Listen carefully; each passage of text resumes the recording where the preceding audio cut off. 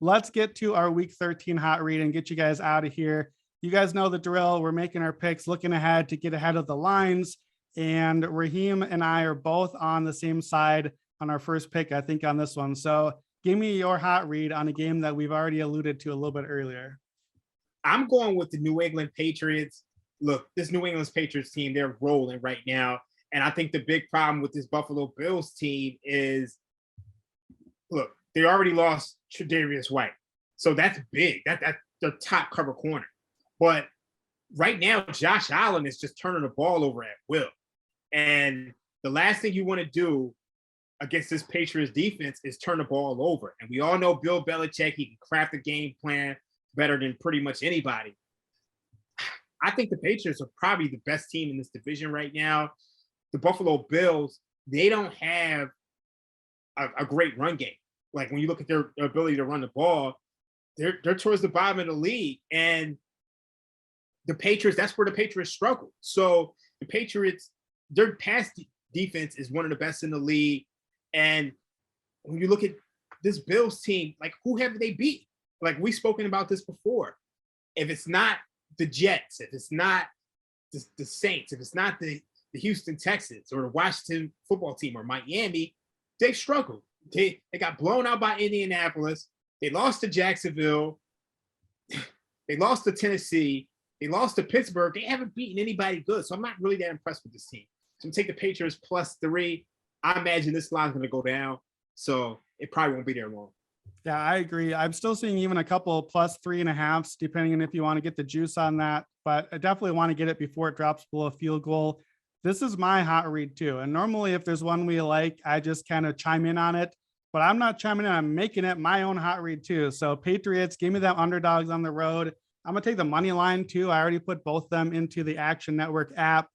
Belichick as an underdog, 29-14-2 against the spread. So 67% cover. He's won more than half of the games outright, 37% ROI. Obviously, a lot of those with Brady, but hey, they figured out their formula. They know what they're doing. More and more today in the NFL, we're getting these super duper pass heavy teams that are just like, who needs to run? We won't run anymore. And we've seen the Patriots this year against the Chiefs. We saw them against the Bucs. The Bills offense is a lot like those. They just want to throw all game. And the Patriots defense is built against that. The secondary has been elite. JC Jackson has been awesome. You're getting a lot of pass rush. The way you beat New England is run the ball, and Buffalo can't run the ball, like you said. So this shapes up to me defensively like the same thing we've seen. You talked about it earlier. Isn't this the same formula that we've been watching? Tennessee hurt New England today when they actually ran the ball on them. They just couldn't hold on to the ball long enough to keep doing it. But when the Patriots have played these other pass-heavy teams, and the Bills are the pass-heaviest team in the NFL, it's not going well for them. So, yeah, Belichick owns the Bills, 62% against the spread with the Patriots lifetime. So I love them in the spot. We know short road dogs have been great. Monday Night Football, it's a really good game, really big game. So we'll want to be watching that one. And, yeah, I guess you and I will be back talking more about this one next Sunday. But I'm guessing that we will both be very much in on New England. Don't wait around though, because I don't think you're gonna get that +3 by the time that we get to Sunday. Yeah, that +3 won't be there at all. It's probably, you're gonna see a lot of sharp money on New England Patriots this week. And actually, I don't think the Bills even looked that good against the Saints. I think that game said a lot more about Trevor Siemian. He had a negative 6.4 EPA per play, 39% success rate. I think that game was all Trevor Siemian. It's like, you actually saw them to get to midfield plenty of times before the drive stalled out. I don't think that'll be the case with New England next week. So jump on New England now, because that line will not be there. All right. So we are both on New England with our first hot read each. What is your second week 13 hot read? My second hot read is the Cincinnati Bengals, LA Chargers over 50.5. This has already taken some money. But my model makes this closer to about 54. I think you're going to see a shootout here. You got two young quarterbacks who are just lighting it up this season. And look, I know the Bengals, their defensive statistics say one thing. They put them in the top 10 and the success rate. But this Chargers defense is not really good right now. They're just 29th in success rate. They're 24th in EPA per play. You're going to see a shootout here because I think if either one of these teams goes down 7-10 points, I think they're going to light it up. I don't see the Chargers struggling to score in the ways that they did against the Broncos today. As you mentioned earlier, the Broncos are a classic under team. This is going to be a shootout. I like this one. Yeah, it's a fun game too. I was looking at the Chargers laying the points here, possibly taking them as a hot read. I feel like the Chargers still strike me as the better overall team. I'm not going to take too much away from the Bengals blowing out the Steelers because we haven't really thought so highly of the Steelers all season long anyway. And, we've seen the Chargers a couple times now kind of let go of the rope. That helps the over too. If the Chargers fall behind and they just start like throwing it around, trying all these fourth downs, leaving short fields for Cincinnati, that's a good way to hit the over too. So I like that one. My other hot read, I wanted to take the Eagles here. I do still like the Eagles, but I think by the time that folks listen to this, the 6.5 at the Jets is probably going to be gone. It's mostly gone already, but I do like that a lot. The Eagles didn't really scare me off too much today. They're still running the ball well. The Jets still don't play any defense. If you see the 6.5, I still like it. If not, I'll go with the Arizona Cardinals as a touchdown favorite in Chicago. I just think that it's time to give a little respect to the Cardinals. They're coming out of the bye week. I have to believe at this point, after a month away, that we're finally going to get Kyler Murray back. We're finally going to get DeAndre Hopkins back.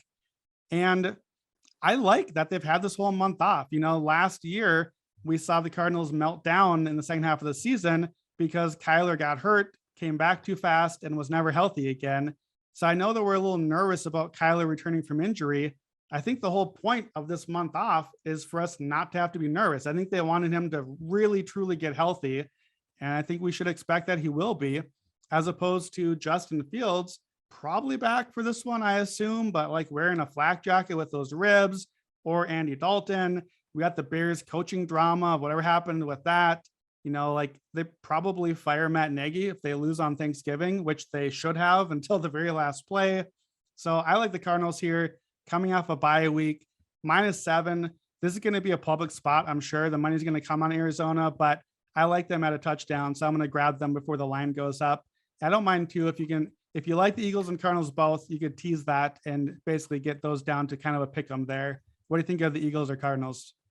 I'm not mad at the Cardinals. I just think for me, there's a ton of uncertainty around the Cardinals, but I think this is more of a fade of the Bears, which I can never argue with the fade of the Bears, but there's a lot of uncertainty for me around this Cardinals team to be laying 7 on the road. When it comes to the Jets, the Jets are a complete mess, so I have no problem fading them here. The Eagles have been a juggernaut. The Jets defense is really problematic, especially when you have a guy who's a defensive coordinator coming in. The talent just isn't there. I think the Eagles will be a lot more focused next week. So yeah. I have no problem laying a 7.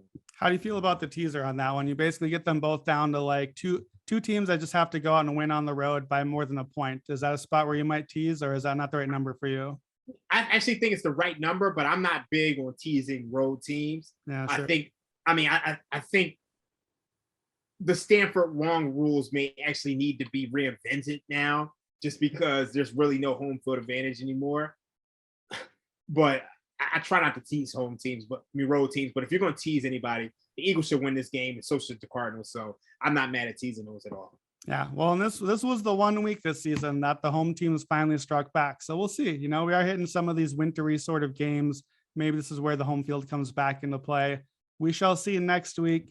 That is going to wrap it up today for the Action Network podcast. Don't forget to subscribe and rate and review if you haven't yet. Make sure to get the app as well. Stucky and Raybon back Wednesday night with their 6-pack NFL betting guide. Raheem and I are back this Friday for our usual run through the slate. We'll preview a few big games. We'll hit the look ahead. For Raheem Palmer, I'm Brandon Anderson, and this has been the Action Network podcast. We are on to week 13.